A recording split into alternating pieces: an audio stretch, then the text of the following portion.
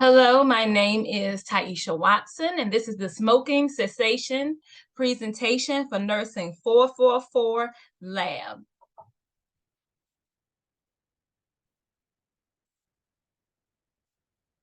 So smoking and blood pressure are correlated.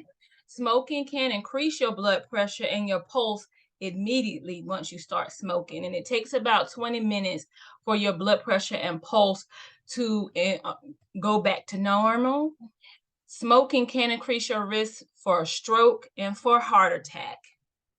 And if you already have high blood pressure, it can reduce the effectiveness of your blood pressure medications.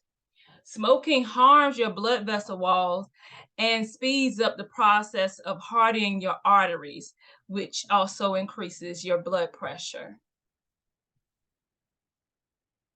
So what is high blood pressure? The normal range for blood pressure is 120 to 80 or less. When you get into stage 1 high blood pressure, is from 130 over 80 to 139 over 89. And then anything over 139 over 89 is considered stage 2 hypertension. A hypertensive crisis would be a blood pressure 180 over 120 or higher, and you definitely need to seek medical attention if your blood pressure is that high. So signs and symptoms of high blood pressure: headaches, shortness of breath, and nosebleeds.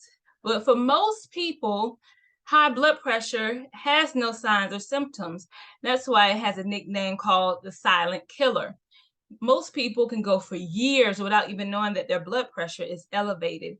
That's why it's important to be screened for high blood pressure by your healthcare provider, especially if you have a risk for high blood pressure. So the benefits to stop smoking: it reduces your risk of disease and death from cardiovascular disease, and it improves your good cholesterol levels, and it slows the formation of the hardening of your blood vessels. And so because your blood vessels are not becoming as hard as they would when you were smoking, it reduces the risk of heart attack, stroke, and peripheral artery disease. The ways to quit: the most effective is counseling and medication. You can do counseling over the phone, through text, and also in person.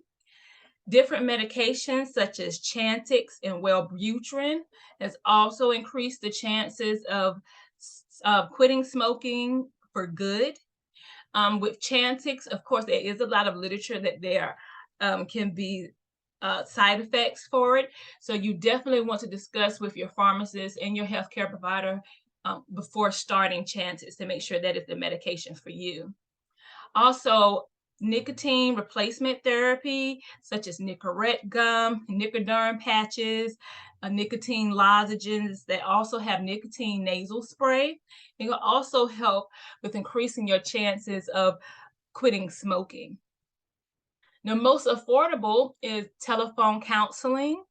If you don't have the means or the funds or like the transportation to go to in-person counseling, they do have free hotlines, so they're no cost, where you can call and receive help, you will be able to talk to a person to receive some resources on how to quit smoking, and also to talk to someone to hold you accountable for your your quitting smoking plan. They have internet cessation programs that offers free information, tools, and resources. Nicorette can be offered to you free or cost reduced, especially if you have insurance, and Nicoderm patches. You can also call 1-800-QUIT-NOW. They offer free to low-cost nicotine supplies in certain states. And if you prefer to text, they have smoke-free text. And you can text QUIT to 47848 to start your journey of being smoke-free. The medications can double your chances of quitting smoking. They may be covered by your insurance, and it shows that you're putting forth a serious effort to quit smoking. You're going through all of the channels to be prescribed medication to quit smoking and holding yourself accountable of taking your medication daily. The nicotine replacement therapy is affordable and it doubles the chances of quitting smoking. It's safe and effective, and it can be combined with other therapies.